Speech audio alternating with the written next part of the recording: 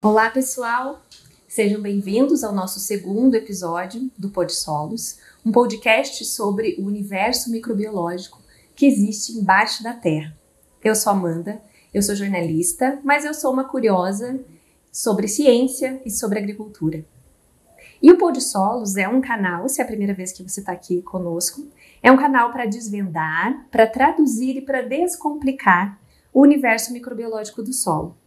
Como os milhões de micro-organismos podem impactar a agricultura e colaborar para uma safra mais sustentável e mais produtiva.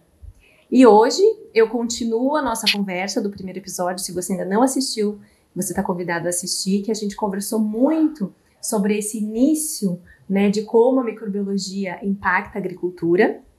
Mas eu trago novamente, então, para conversar comigo, o nosso agrônomo, doutor em agronomia e produção vegetal e mestre em ciência do solo, Thiago Miguel Jarec, para aprofundar a conversa que tivemos no primeiro episódio e falar um pouco mais sobre como esses micro-organismos impactam a agricultura.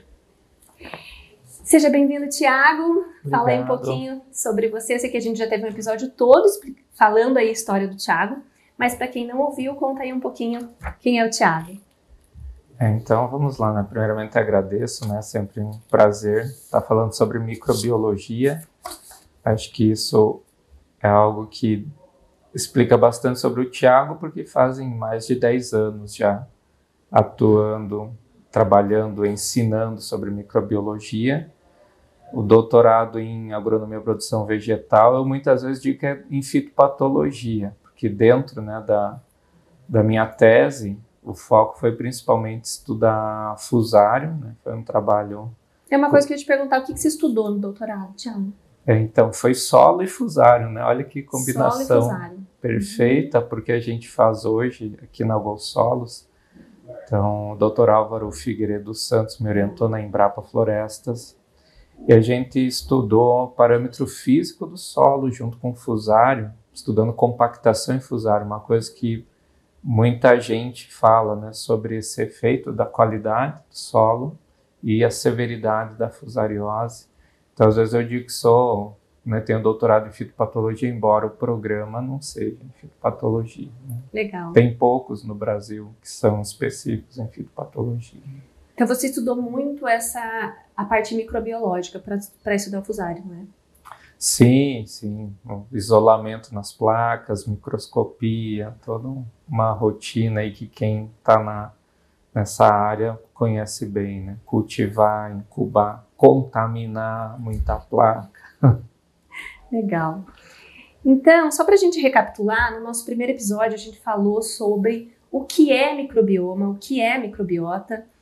Você fez até algumas comparações ali, com Big Brother, com temperos, na parte culinária. Então, quem não assistiu está convidado a entender um pouco o que é esse universo microbiológico. Mas hoje a gente vai aprofundar um pouco sobre como ele impacta de fato a agricultura, o que acontece dentro dessa cidade. Você nos disse que existe uma cidade ali embaixo da terra com várias funções acontecendo, muitas coisas acontecendo ao mesmo tempo. Hoje a gente vai aprofundar um pouco o que é isso, Quais funções e o que de fato esses micro-organismos estão no dia a dia interagindo, fazendo ali com as plantações. Então, eu queria que você dissesse qual a importância desses micro-organismos na agricultura moderna, em especial, e como eles influenciam diretamente a produção de alimentos do mundo, Como é que esses esses pequenos seres impactam para alimentar aí o mundo todo.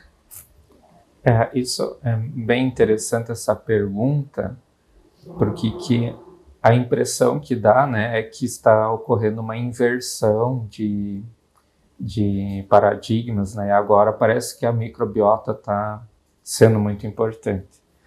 Mas não é que agora está sendo muito importante, é que o nosso olhar agora permite ver coisas que durante a maior parte da história da humanidade não se via. Existe na fitopatologia, por exemplo, ela tem a história, História da fitopatologia, assim como a história do Brasil tem o período das capitanias hereditárias, período não sei o quê. Na fitopatologia a gente tem um período que é chamado período místico. Período místico. O que é o período místico? é um período em que as doenças eram atribuídas a divindades, a religião, ao seu grau de santidade ou não. A sua lavoura fica doente conforme os seus pecados. Essa era a crença, né? Porque você não via o micro-organismo, você só via que você perdia a produção. Então, hoje a gente vê, e aí essas relações, essa importância, ela está ficando mais fácil de visualizar, mas a importância não é de hoje. A ciência que está tornando isso mais conhecido. Mas do ponto de vista das plantas e até dos seres humanos, né, nós coevoluímos juntos. Inclusive a teoria da evolução diz que os primeiros, né, seres vivos, até antes do ser vivo, a primeira estrutura biológica foi um aminoácido, né? Depois vieram os ácidos nucleicos e aí que começou a surgir a vida. Então, plantas e seres vivos surgiram num ambiente que já estava muito colonizado por bactérias, fungos e outros micro-organismos. Então, é óbvio que existiriam essas interações e que vão ser muito importantes, né? Se a gente pensar numa analogia para ficar fácil de entender, para a evolução de alguns animais selvagens, né? Vamos pensar na conservação da fauna. Para um pássaro, é extremamente importante que tenha árvores, né? Para ele comer, ter frutos, fazer seus ninhos. Vamos pensar, a gente cresceu em que ambiente? Um ambiente repleto de bactérias, fungos. Então é extremamente importante para a nossa vida ter ao nosso lado, ao lado das plantas, esses seres que existiram antes, né, da nossa existência e que desempenham funções no nosso organismo, no organismo das plantas. Posso continuar? Me empolguei agora. Claro, pode continuar. No último evento que a gente participou, um evento científico, mas também para produtores, um dos pesquisadores trouxe essa informação, né, e trouxe isso à tona. Não era dele, mas uma publicação. Nós não precisamos no nosso DNA, assim como as plantas não precisam no DNA estritamente dela, ter todas as sequências ou todos os genes para tudo que a gente faz. A gente pode recrutar micro-organismos para fazer coisas para a gente. Por nós. Por nós. Eles nos ajudam a viver. 2 exemplos, assim, 2 áreas para ficar bem evidente isso. Na questão de saúde humana, alguns micro-organismos no intestino produzem substâncias que o corpo precisa. Um dos exemplos citados no evento foi a serotonina, extremamente importante. E na agricultura, o nitrogênio na soja e o bradyrhizóbio, né? No milho eu preciso pôr toneladas, né, de adubo, né, chega a dar até 300 quilos de nitrogênio por hectare numa adubação, em algumas situações. Na soja eu não preciso pôr nitrogênio químico em cobertura, porque alguém está pondo. Então eu recrutei uma bactéria do gênero bradyrhizóbio, espécie japônica, eucane, que vão estar lá pondo nitrogênio, fazendo o trabalho. Então, elas colaboram diretamente para o crescimento da planta. Diretamente. Né? Então vamos entrar um pouco, né, nesse ponto. Fale um pouquinho sobre esses micro-organismos. Quais são, né? Quem são? Qual a identidade desses micro-organismos, desses bichinhos, que são encontrados no solo e que interagem ali com o ambiente nessa necessidade que a planta tem de algumas funções. Uma pergunta mais difícil. Quais são os micro-organismos? Vou ter que puxar o relatório do microbioma ali. Porque tem uma diversidade muito grande, né? A diversidade é muito grande, mas a gente tem alguns principais marcadores hoje, né, que desempenham algumas funções. Então, isso é uma coisa também bem importante quando a gente discute saúde do solo, quando a gente discute microbioma.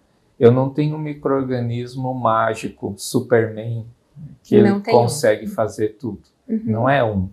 Um vai ser muito hábil em fazer biocontrole. Às vezes biocontrole de inseto, outro muito hábil em biocontrole de um fungo, outro muito hábil em biocontrole de nematóide. Então aí já tem 3 espécies, pelo menos 3 gêneros. Aí a gente vai falar em nutriente, eu preciso de uma bactéria, às vezes fixadora de nitrogênio. Uma sozinha, não, às vezes eu tenho dezenas de bactérias fixando nitrogênio no solo. Então, quais são? A gente tem uma lista grande, mas existem alguns marcadores principais né, que indicam a saúde, e é justamente isso que traduz um pouco do que é a saúde do solo, porque a gente usou o termo de cidade, né, para fazer o comparativo. Vamos pensar uma cidade, diz uma profissão que você gosta, não pode ser jornalista, tem que ser outra. Engenheiro. Uma cidade cheia de engenheiros. Todo mundo é engenheiro Todo mundo na engenheiro. cidade. Então as coisas vão ser muito bem projetadas, né? Vai ser tudo feito, né, com os parâmetros das normas, da EBNT. Mas quem vai construir? Quem vai transportar o material? Quem vai habitar até? Vão ter igrejas maravilhosas, provavelmente, mas é o mesmo engenheiro que vai fazer o culto, a celebração, a missa. Eu preciso da diversidade para a coisa funcionar. Um projeta muito bem, outro constrói muito bem, outro transporta, outro pinta, outro decora. No solo, da mesma forma, né? Eu preciso ter vários micro-organismos, porque nesse processo de evolução foi ocorrendo um processo de seleção, em que cada um foi sendo mais hábil e se associando às plantas para uma determinada função. Então, na rizosfera, eu tenho um conjunto de micro-organismos atuando ali. Então, a gente pode afirmar que a diversidade é um marcador importante. Então, não ter só engenheiros. Quando eu entendo que eu tenho uma diversidade, ou seja, vários micro-organismos fazendo várias funções, eu posso entender que aquele solo está mais saudável que algum que só tenha, vamos contar aí, engenheiros. Sim, uma discussão agora há pouco, né? Eu estava numa reunião com outro fitopatologista do Espírito Santo e a gente conversava sobre fusarium, olha só. E a gente entrou na questão de que nem toda cepa de fusarium é uma forma especial, uma raça especial. Como assim? Peraí, ficou um pouco complicado. Vamos pensar em vírus de pessoas, né? Vírus da gripe, vírus Covid, né? A gente tem gripes que nem são mais importantes epidemiologicamente falando, por quê? Porque a maior parte das pessoas já tem uma imunidade, e tem algumas cepas que são mais importantes, né? Eu lembro algum tempo atrás, quando entrou gripe aviária, quando entrou gripe suína, né? E vinham cepas às vezes mais fortes, e aí isso preocupava. Com fusário da mesma forma. Tem muita cepa que ela não tem uma habilidade de causar, de ser infectiva. Algumas são até reportadas como benéficas, né? Tem o Fusarium oxysporum, algumas outras espécies já se estudou, pode desempenhar biocontrole até. Mas fato é que quando a gente olha um solo, ele tem de 20 a 30% de Fusarium, e isso acontece quando a gente olha áreas ruins. Quer dizer, a gente tem uma cidade onde 30% todo mundo faz a mesma coisa praticamente. Então, em termos de produção de metabólitos, proteínas, enzimas, sinalização de rotas de defesa em planta, eu tenho um marasmo. E isso estimula pouco a planta, isso leva, às vezes, à condução de doenças. Entendi. Legal. Então, vamos entender um pouco agora, aprofundar essas funções. Se você me diz que ela tem que ser diversa, tem que ter várias pessoas, né? Vamos ter que ter engenheiros, transportadores, depois os médicos, né? Então, a cidade é complexa. Quais são essas funções, se a gente imaginar isso no solo? Você pode descrever para a gente as principais funções que a gente encontra hoje, que a gente já consegue analisar e consegue entender se a gente tem uma boa função ou se a gente é deficiente daquela função no solo? É uma pergunta difícil também, porque assim, existem algumas funções conhecidas. Sim. Mas justamente são as que são conhecidas. Vamos falar delas, então, né? Às vezes o pessoal fala sobre profissões do futuro, né? E fica tentando imaginar assim, que profissão que vai ter daqui a 50 anos. É coisa que hoje a gente não sabe o que é, porque a gente não conhece ainda. As funções do solo também tem algumas que a gente já conhece bem, sabe como esses micro-organismos atuam fazendo isso, mas tem funções ainda por serem descobertas, né? Tem muitas publicações novas mostrando redes de networking, por exemplo. Às vezes o micro-organismo tem uma função sobre a planta, às vezes ele tem uma função sobre outro micro-organismo que tem uma função sobre a planta. Né? Então, cadeias maiores aí de funções. Então vamos falar das principais, Vamos falar do que é mais comum hoje, que a gente pode trabalhar. Fixação de nitrogênio, talvez seja a primeira delas, é que se tornou mais popular há várias décadas já. É conhecido esse processo de fazer inoculação, principalmente de leguminosas. No início era o principal, hoje já tem vários trabalhos mostrando a inoculação em gramíneas como complemento da adubação química nitrogenada, mas em leguminosas a gente consegue praticamente substituir. Eu não preciso colocar nitrogênio, posso inclusive atrapalhar a planta se eu coloco nitrogênio. Pode ter um efeito negativo sobre nodulação, depois sobre produção. Mas fixação de nitrogênio é uma função importante, porque esse é um elemento bastante instável no solo. Ele tem uma mobilidade, uma facilidade de perda muito maior que outros elementos da nutrição vegetal. E até por isso, às vezes, nas análises químicas de solo, é um elemento que não se determina. Você tem lá a análise química que o produtor faz da fazenda, sai fósforo, potássio, cálcio, magnésio, enxofre, nitrogênio, muitas vezes não sai. Por quê? Porque não consegue analisar? Não, você analisa. Você tem um método de titulação lá para conseguir obter, ou outras metodologias, mas não correlaciona. Você não tem um valor medido que faça jus à produção, ao estado nutricional da planta. Então, devido a essa característica desse elemento, em muitos ambientes, inclusive preservados, uma floresta, né, por mais preservada que seja, o nitrogênio é escasso, é um elemento escasso por conta desse comportamento dele. Então, eu preciso ter uma microbiota associada para fazer esse fluxo e introduzir nitrogênio no sistema, porque senão ele vai ficando escasso no ambiente, ele se perde com facilidade. Diferente de fósforo, que isso, uma área estável, né, e conservada, nativa, ela consegue manter seus níveis, mesmo através de ciclagem, por muito tempo, né, esse elemento de uma forma mais estável. O nitrogênio já não, ele precisa ser introduzido da atmosfera.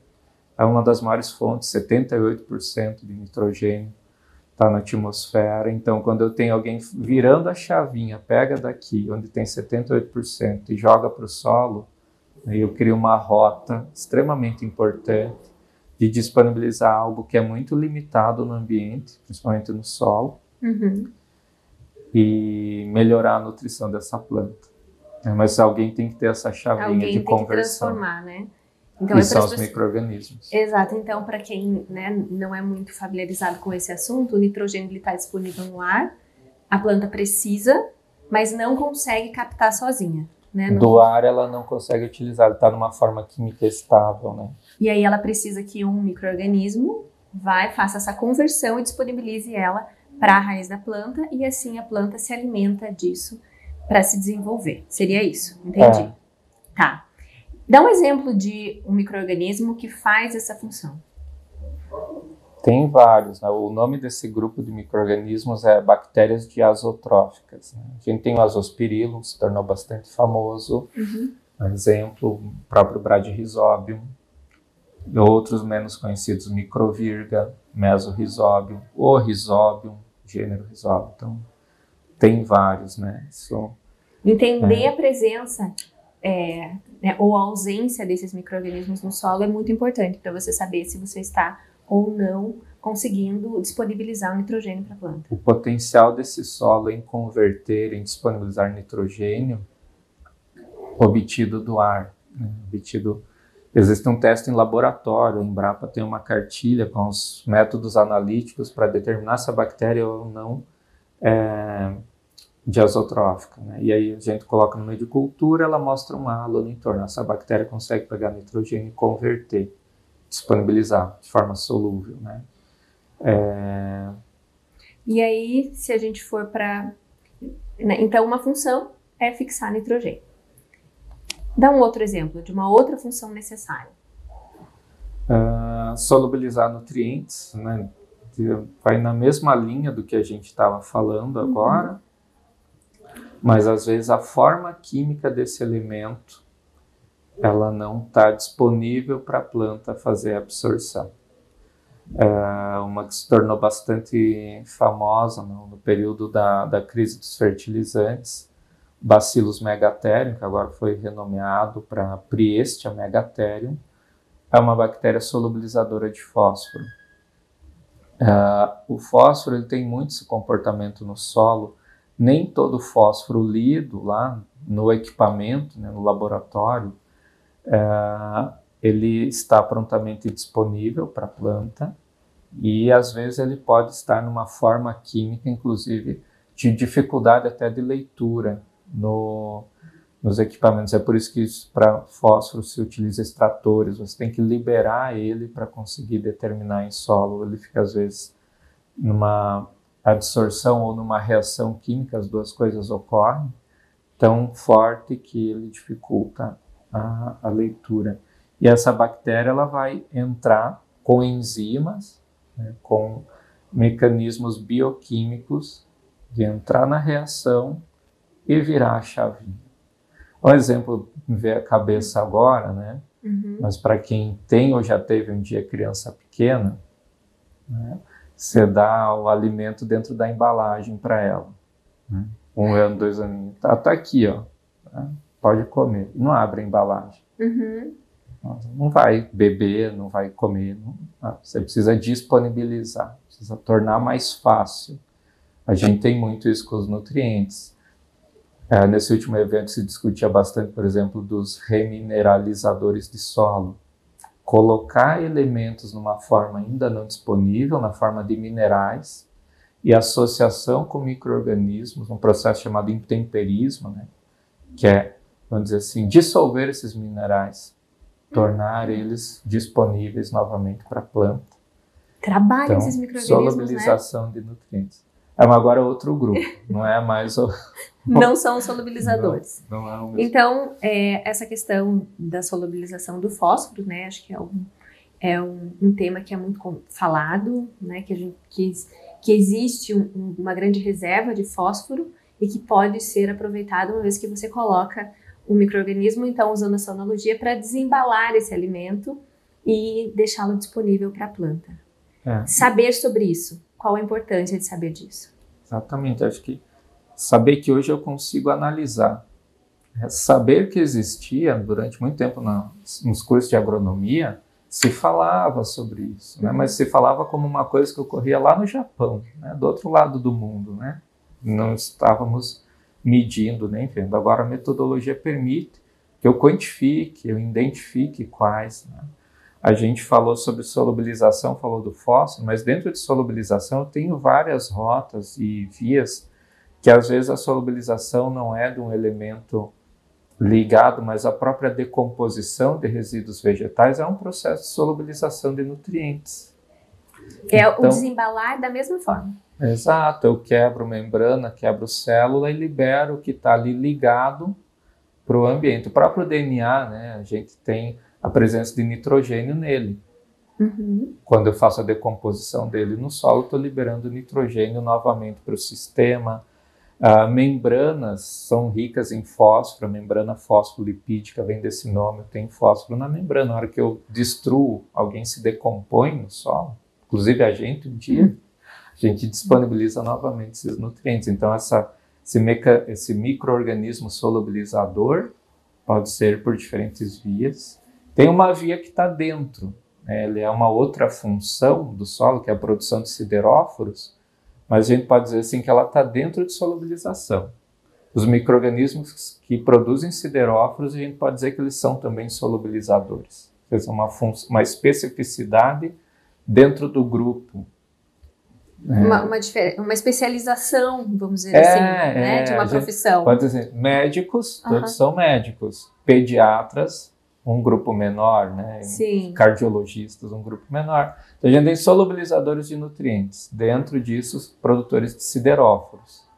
É uma especialização que ele também vai disponibilizar esse nutriente, principalmente ferro, é um dos mais relatados, mas também elementos como manganês podem ser disponibilizados via sideróforo, e esse sideróforo, a forma é a produção de uma substância química chamada sideróforo, né, o nome, e ele vai ir no ambiente fazer o sequestro, vamos dizer assim, como se fosse a captura desse elemento para disponibilizar para a planta. Vai procurar, se encontra e aí traz. E aí a gente está falando principalmente de metais, né? Ferro, manganesa, e tem uma relação com a valência desses elementos. Esses elementos metálicos, eles mudam, né? Fazem oxirredução, e aí esse sequestro por meio do sideróforo ajuda a tornar mais disponível para a planta. Então, Ótimo. mais uma função, já fomos então, três, já somos, né, 3 funções. Qual outra você gostaria de destacar? Biocontrole. Biocontrole. Eu acho que é a mais legal delas. É um exército defendendo? É a mais legal porque ela atua justamente controlando, né, fazendo essa proteção contra vários micro-organismos, doenças, insetos, nematóides. Como ela faz essa defesa? Que mecanismo ela utiliza? Ou são vários mecanismos? A pergunta é difícil porque assim, de quem que a gente está falando, né?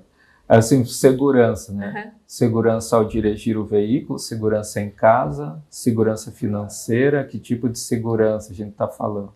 Segurança do veículo é o seguro dele, airbags, proteção do veículo. Então, se perguntou assim, como que é? A gente tem que estar segurança contra doenças radiculares. Isso, um exemplo. Tá. E dentro dessa proteção eu tenho tipos dela, né? Então, pensar no carro, da mesma forma que tem a proteção, ele pode ter airbag, uma proteção no impacto, mas também pode ser a própria lataria, o design de chassi, ele pode ser desenhado, isso com carros antigos e novos é bem evidente, né? Ser desenhado para absorção de impacto. Nessa proteção contra doenças de solo, eu tenho por competição, é um mecanismo, ou seja, o fungo benéfico, o fungo de biocontrole entra, ocupa o espaço primeiro, e aí não tem espaço para o fusário lá, que a gente comentou anteriormente, em 20%, 30%, tomar conta. Por quê? Porque tem alguém que é do bem, entrou antes, está tomando conta. Competição, é uma das formas. Outra forma é por antibiose. Antibiose, eu tenho ele produzindo substâncias químicas como mecanismo de matar mesmo, vamos usar uma palavra mais simples, a substância química produzida, ela vai agir sobre um fitopatógeno, sobre um fungo causador de doença e vai eliminar ele. Um exemplo são lactonas produzidas por tricoderma, por exemplo. Uma substância química que o tricoderma produz. Ele também é um competidor, mas ele também faz antibiose. Então, ele ocupa o espaço e ainda produz uma substância que é ruim para o inimigo. Então, e tem o parasitismo. Mais uma ainda. Parasitismo funciona como? Como um parasita mesmo. A gente tem um fungo do bem, vai lá, cresce sobre o fungo do mal. Isso ocorre com Trichoderma rhizoctonia. Tem imagens de microscopia mostrando isso, microscopia eletrônica de varredura, não é microscopia normal óptica que a gente vê esse detalhe. Mas ela mostra a hifa do Trichoderma abraçando a rhizoctonia, e aí ela começa a secretar enzimas e absorver o conteúdo celular, né, o conteúdo da hifa do fitopatógeno. É um parasita mesmo. Cresce sobre. Com nematóide, isso também é bem visível, né? Tem até vídeos, quem é curioso for fuçar nos canais que disponibilizam vídeos gratuitamente, você vai achar uma espécie de armadilha. O Pselomyces é um fungo que forma isso. Então, uma armadilha, a hora que o nematóide cai na armadilha, ele fecha. E aí prende ali como se fosse uma rede, secreta as enzimas e se alimenta do nematóide. Um parasitismo direto que atua como biocontrole. Por isso, não é mais legal o biocontrole? É muito mais interessante. Acho que eles movimentam mais a sociedade, né? Fazem mais agito, mais ação na área do biocontrole. Tô achando que a fixação fica ali fazendo a mesma coisa, né? É um trabalho mais mecânico. Né? É muito necessário, mas é um trabalho mais mecânico. não tem tanta aventura, assim. O parasitismo, o biocontrole, tem mais emoção envolvida. Tem mais alguma função que você gostaria de falar agora? Micorrizas. Micorrizas. Não é me corrija, é micorrizas. Pode te corrigir, não, tô Pode brincando. corrigir, mas é micorriza. A micorriza também é uma função conhecida há bastante tempo, mas durante muito tempo ela ficou mais na área florestal, em espécies perenes de grande porte.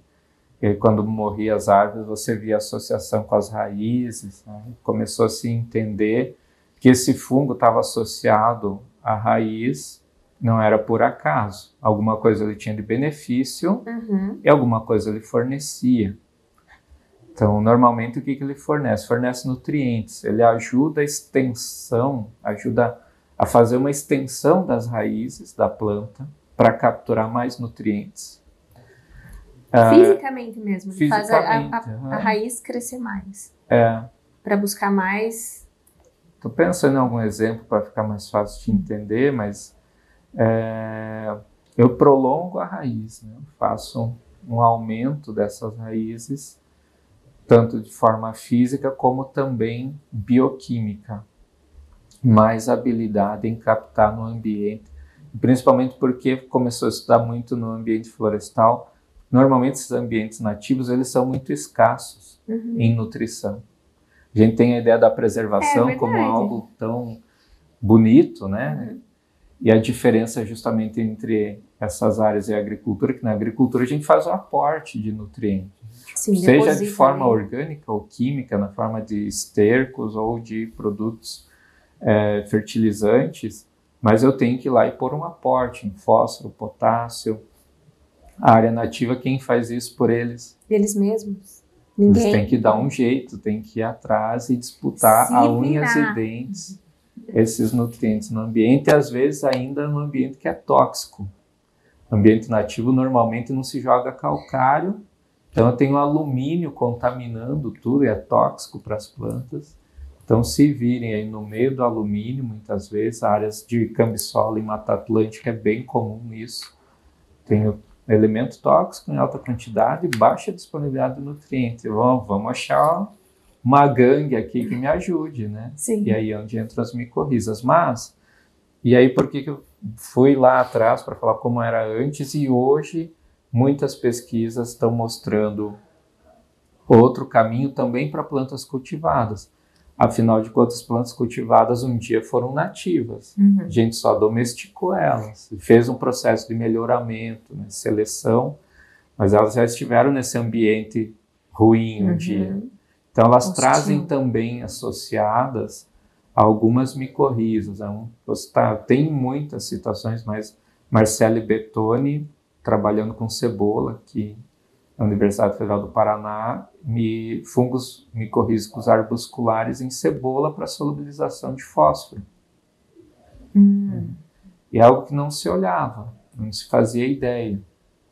E agora para várias culturas também perenes, tem vários trabalhos em soja e fungos do gênero Glomus, Paraglomus, mostrando essa via também nas plantas cultivadas de associação micorrízica para a captura de nutrientes.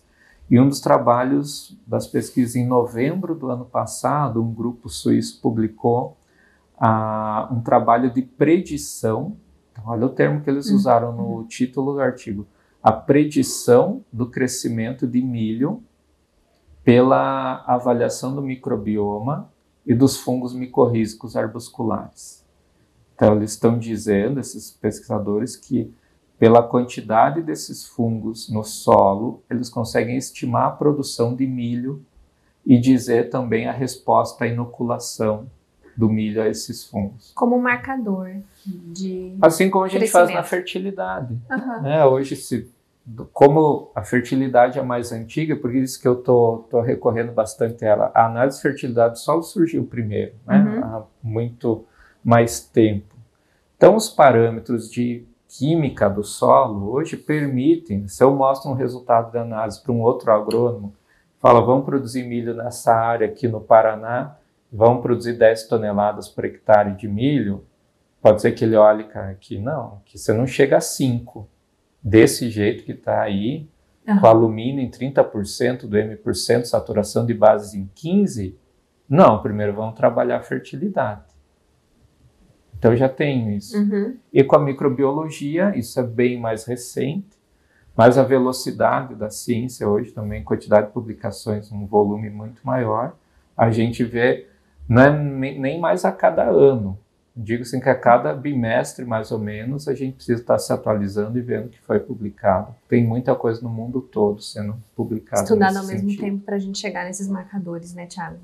Legal. Exatamente. E aí, olhando para esse panorama, então, de todas essas funções, de toda essa colaboração dos micro-organismos com o crescimento da planta, como que a gente olha para isso e entende como esse cenário, essa ação pode contribuir para a redução, então, dos usos dos fertilizantes químicos, dos pesticidas?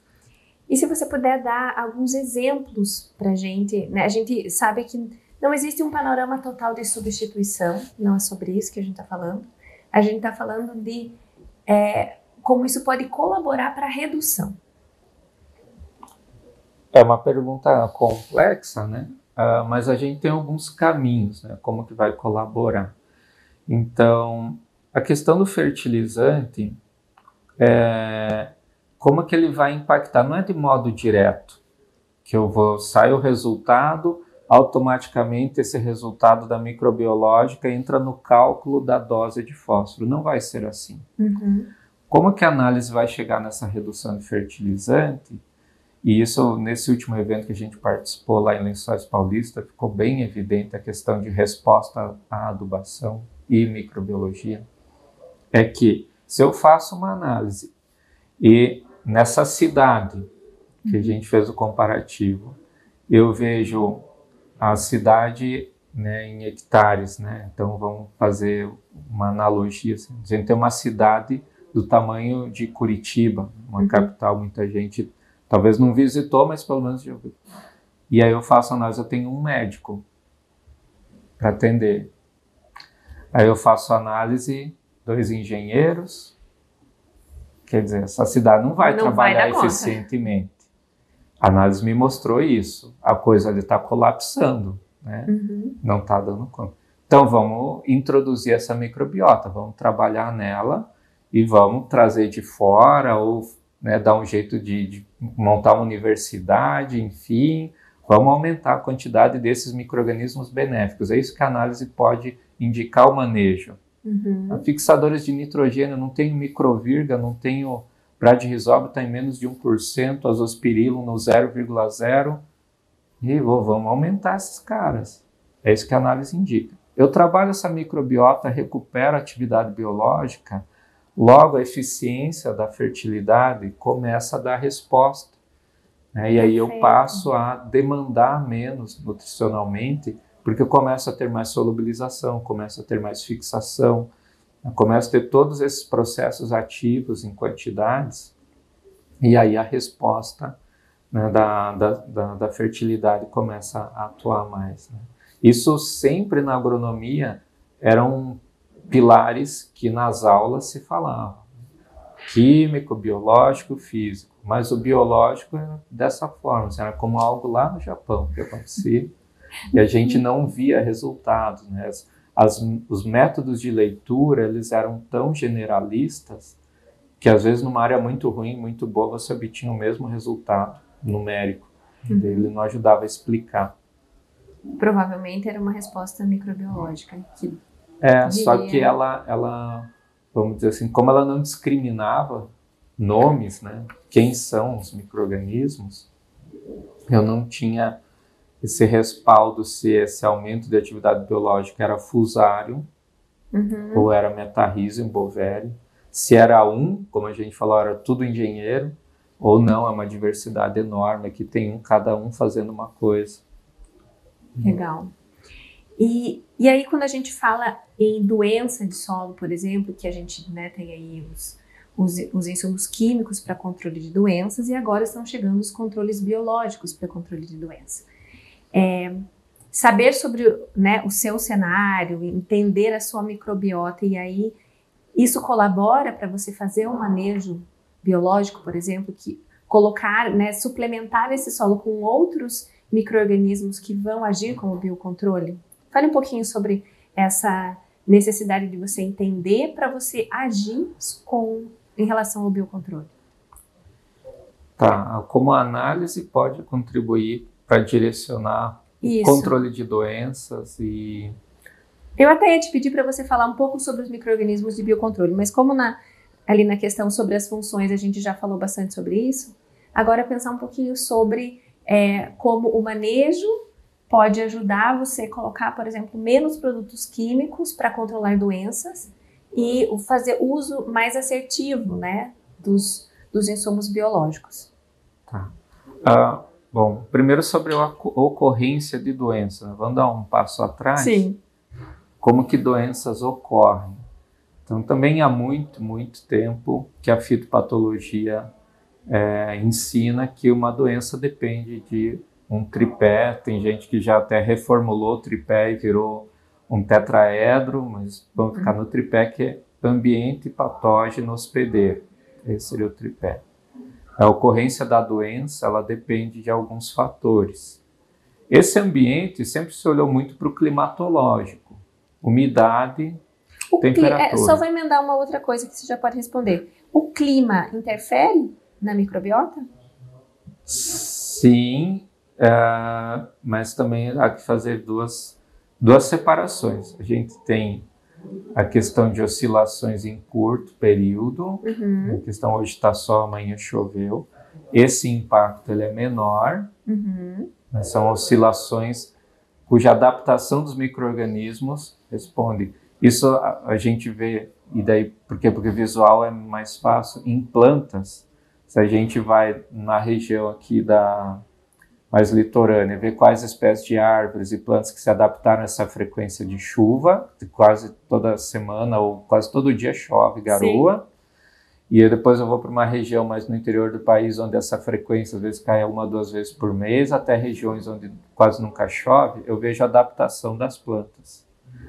Né? Então isso é mais no longo prazo e na frequência, um processo de seleção e adaptação. Então o solo ele tem uma estabilidade que não é porque choveu hoje, amanhã está sol, que muda a microbiota. Tá. Mas eu tenho, principalmente no armazenamento, isso é um ponto importante. Né? Se eu pego esse solo úmido e condiciono ele numa embalagem para envio, para análise, opa, aí é um problema. Porque eu mudei condições de oxigenação e também tem a diferença de umidade numa amostra seca e úmida, o comportamento vai ser bem diferente. Amostras mais secas são mais estáveis ao transporte. Então, isso a gente está falando de uma oscilação de clima, mas num curto prazo. Tá. No longo prazo, a gente tem regiões do país que tem uma oscilação bem marcante no meio do ano, muito seco, depois volta a chover num certo período do ano. E aí eu tenho impacto de clima também, mas ele modula para o ano inteiro. Tá. Então, assim, eu tenho na microbiota daquele solo a maior presença de micro-organismos adaptados a superar um período de deficiência. Tá. Então, e aí essa questão do clima, como é que isso interfere na doença, na fitopatologia, que era sobre isso que você estava Eu estava falando disso porque quando a gente falava de ambiente, a gente falava muito disso, do clima, da temperatura, da adubação, né, esses eram os principais fatores. E a gente nunca falava do ambiente como também um ambiente microbiológico. Eu conversava isso com os pesquisadores antes da gente começar aqui. Melhoramento de plantas, né? A gente testa em vários ambientes um genótipo antes de lançar. Que ambientes esses? Ambiente climático, então eu quero lançar uma cultivar de soja ou de milho, testo em várias regiões do país para ver a adaptação. O ideal é quanto mais adaptada a uma amplitude, melhor para a empresa, porque ela posiciona comercialmente em mais locais. Testo em fertilidade, põe solos de menor, maior fertilidade, argiloso, arenoso, texturas diferentes. E nunca foi olhado para o microbiológico.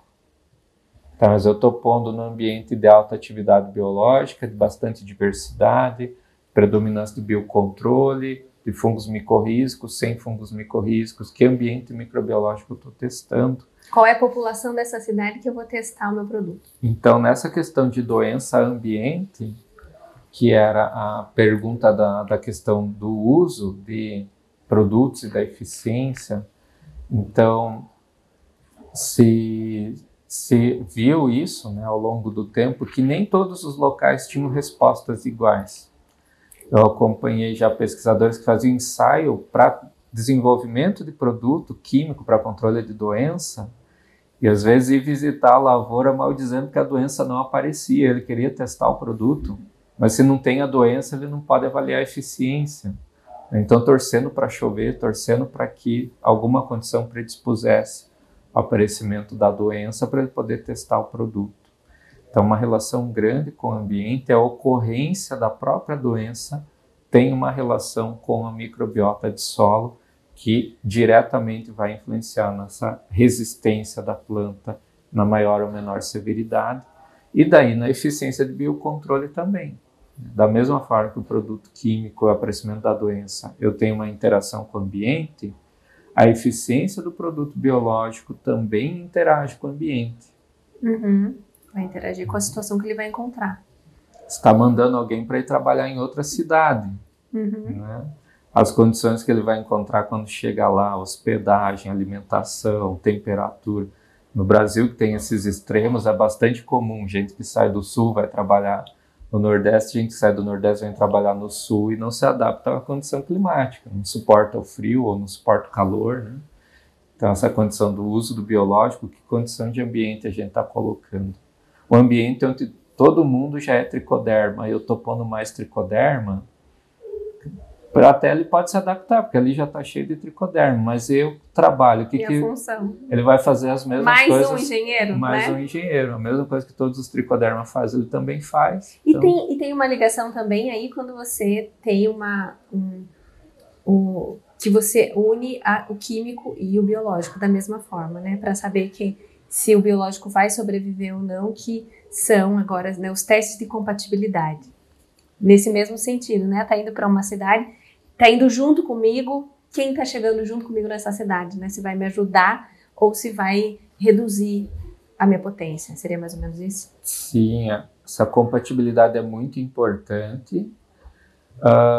Tem uma questão bem delicada que é os mecanismos de desenvolvimento de molécula para fungicida. Quanto mais amplo fosse, então vamos pegar o exemplo triazóis, agem na síntese do ergosterol, ou seja, agem na síntese de uma substância que todo fungo tem. Mesma coisa que a gente imaginasse um veneno para seres humanos que agisse sobre formação óssea. Não escapa a ninguém, independente se grande, baixo, gordo, magro, pega todo mundo. Síntese do ergosterol, muitos grupos de fungos têm. Tem exceções que não têm, ou micetos que nem são mais fungos, hoje foram retirados do reino fungi. Eles não têm ergosterol. Mas então eu buscava moléculas que agissem sobre rotas que muitos fungos tivessem. Por quê? Porque que eu colocasse na lavoura, ia controlar alternária, bipolares, risoptona, ia controlar todo mundo. Então a eficiência, o sucesso do produto, produtor que usasse a lavoura, nossa, depois que eu usei, você não apareceu mais nada, não tem uma pinta a lavoura. Né? Espectro de ação mais amplo. Só que, aí, quando eu penso em compatibilidade, o tricoderma também tem isso na parede dele.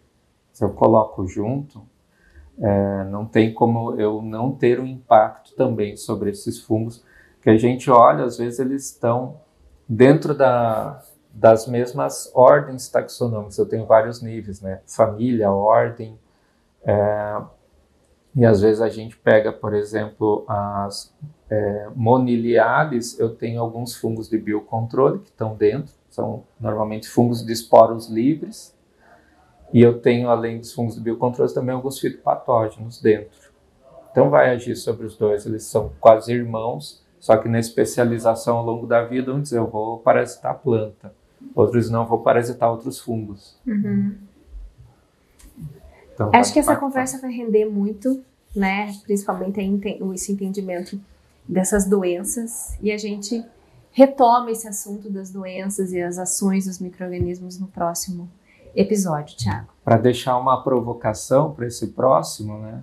E como ele pode ser legal, algo que ninguém está olhando e está ocorrendo muito é que da mesma forma que eu tenho que um fungo é parasita sobre um fungo doença, eu tenho relações de antibiose e parasitismo também entre produtos biológicos. Uma substância que ela é de amplo espectro, ou a própria ação de competição, se eu tenho um tricoderma competidor que ocupa espaço de todo mundo, ele também é competidor com metarrhizium. Não dá espaço para os amigos do bem ficarem próximos da planta também. Existem algumas relações dessas que poucas pessoas, eu digo poucas pessoas, me incluo nisso, incluo muitos pesquisadores, nunca foi olhado para isso. Qual é o impacto desse micro-organismo sobre outros micro-organismos também benéficos?